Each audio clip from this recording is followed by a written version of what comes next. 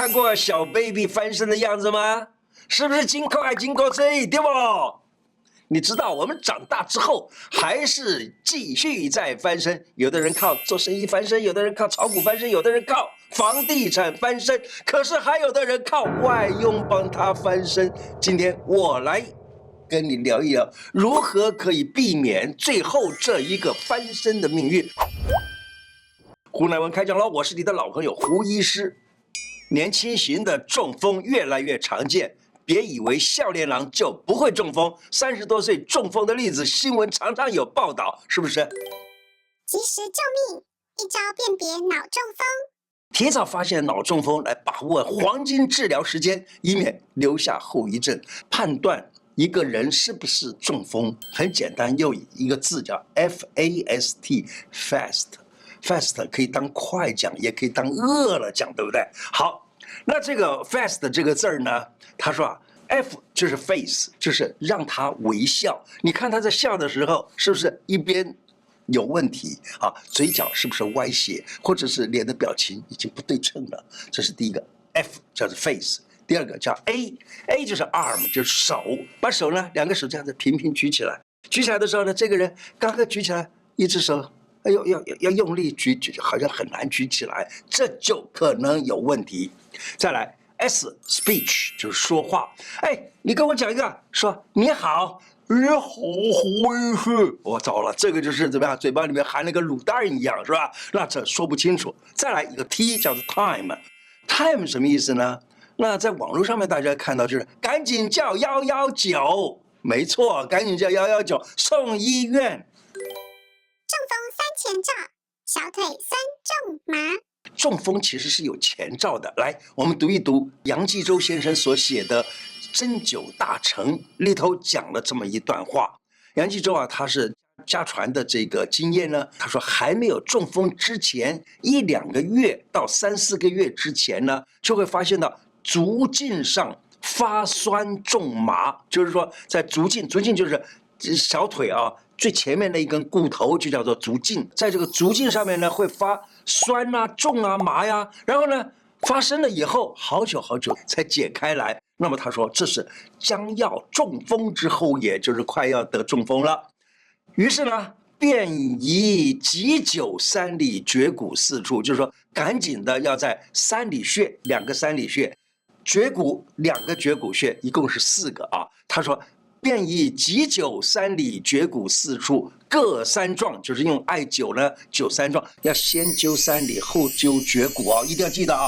艾灸的时候一定是从上往下灸，绝不要从下往上，要不然的话呢，会造成更多的问题啊！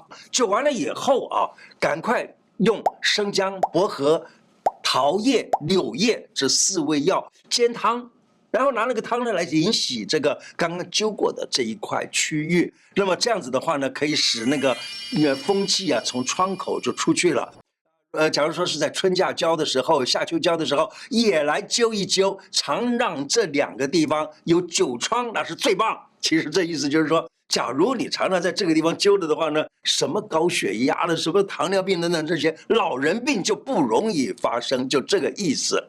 但是这个书里头他讲，有的人就不相信这个方法，而且不但不相信来艾灸，而且还饮食不节、酒色过度，结果呢，忽然的中风了。好，万一真正中风的话呢，可在7个地方一起聚灸3次。什么地方呢？就刚才讲的4个地方，对不对？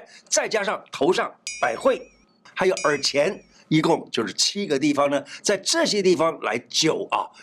各灸3壮，而且呢是偏左灸右，偏右灸左。你看古人就已经知道这是左右相交叉的。假如说是你在左边的手脚发生问题了，你就灸右边；假如说右边的手脚发生问题，就灸左边。就这样子的一个做法，好棒哈，是不是？灸一穴位，降血压，防中风。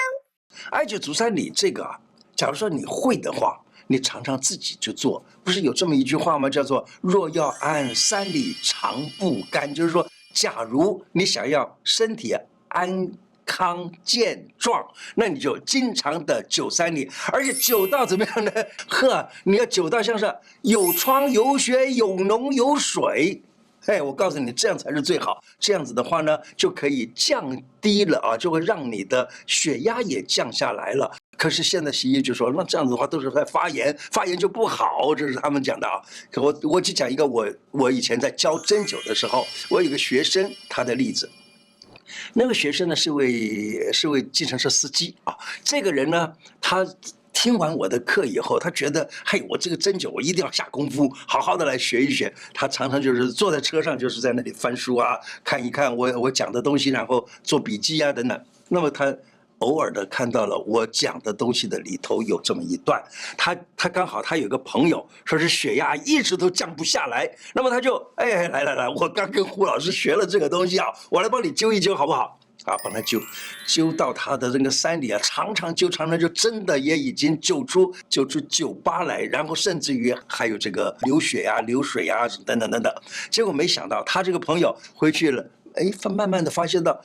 一量血压都是正常的，血压也不高了。由此可见，足三里它对于老年人，尤其是你家里的经常喝酒的那种老年人啊，有帮助，让他呢就不会高血压或者突然的脑中风了。而且三里穴大家也知道，它是胃经的穴道，所以它对肠胃非常的好。那么在古时候的书里头就讲，它可以温肠胃、温脾胃。一汤药防2度中风。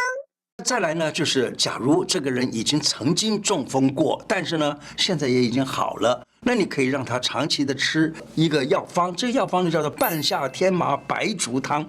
这个方啊，其实有的时候，当你的脑里面血液循环不够好，或者说甚至于这个人呢，他有血压太低的现象，你知道吗？下午的时间常常都会觉得好像浑浑沌沌、疲倦的不得了。半夏天麻白术汤也可以帮助他，因为半夏天麻白术汤它就是祛痰，而且补气啊。有祛痰补气，然后呢，这样子的一个处方，祛痰就是去掉脂肪，血里头的脂肪啊拿掉了以后呢，他血压就不会再增高了，是这么回事。可是呢，它也可以让那种血压太低的人呢，让他血压升高，所以这个方子倒是很棒的一个处方哦。当然了，可能这个人啊已经中风过一次，然后呢好了，想要预防下次再中风的机会。半夏天麻白术汤是一个很好的选项，但是呢要注意，半夏天麻白术汤呢，这是要医生开的处方啊，你不要自己就自作聪明跑去买个半夏天麻白术汤，以为就能够把这个病人弄好了。我告诉你，这还是要小心一点。那么医生呢，他会照着你的状态而开出正确的剂量，这才是最好的。中风倒地，一指神功，神救援。中风掌握诀窍，每个人都可以自救。人在江湖走，多少都会遇到拍迷啊。降妖除魔，你是一窍不通；驱邪避凶，你也八字也不够重。但是平常你要跟我一起来练一练一指神功。紧急时刻露个一手啊，是救人一命胜造7级浮屠。我们在鼻子底下啊，到嘴唇之间这个地方有一条沟，对不对？这条沟叫做人中沟。人中沟的中间有一个穴，我们在针灸学上叫它叫水沟穴。那我们平常一般人呢，就叫这个穴叫人中穴。这人中穴这个位置啊，你也不要害怕，你就按随便按哈。只要是按到它疼痛，因为这个地方的神经分布非常的丰富，你在这里按下去呢，就会觉得疼痛的不得了，那就一按下去痛的不得了，它砰，又醒过来了啊！所以在这个地方这样的按一按就可以了。那也有人呢中风倒地啊，立刻躺下，叫怎么样？就不要乱动它，绝对的没错。所以刚才讲。FAST 那个 T 有没有？就是赶紧叫119，赶紧把他送医院。假如说要送医院之前，你要知道，千万不可让他动得过度，慢慢抬起来放在床上送医院，这还可以。可是呢，假如说不去啊，就是你乱动他，动一动，那个脑溢血就更严重，那就惨了。中风急救靠食指放血。还有。这一招啊也是非常棒的一招，就是放血，你知道吗？在十宣放血是很好的一个方法。十宣就是手指尖儿，你看啊，大拇指尖儿、食指尖儿、中指尖儿、无名指尖跟小指尖在这个地方放血，因为有10个，所以叫10宣。10宣放血，或者还有呢，12井放血，就是在手上有12个井穴。这12个井穴呢，第一少商，第二商阳，第三中冲，第四关冲，第五少冲，第六少泽。那2只手就是12个，叫做12井穴。这12个井穴放血或者10宣放血，嘿，你知道吗？马上就可以救到一个人的中风。真有趣，打喷嚏能治中风。再来，还可以让这个人啊，这是一个非常有趣的一个方法。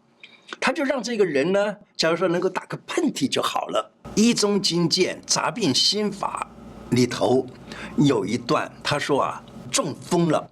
中风了之后呢，它会发生很多的症状，其中有一种呢是刚刚出中风，一突然的中风的时候呢，有一个方法就是让他打个喷嚏就好。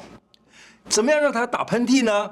那当然了，你不能说是拿个扇子去吹风，让他感冒了之后打喷嚏，对不对？好，有一个方啊，叫做通关散，就拿这个通关散呢，往他的鼻子这个地方一吹，这一吹，因为那个通关散里头的那药方啊，就是让他很快的鼻子就痒了，一痒他就会打喷嚏。于是呢，一打喷嚏，他说啊，能打喷嚏者活，不打喷嚏呢，那就大大的麻烦了。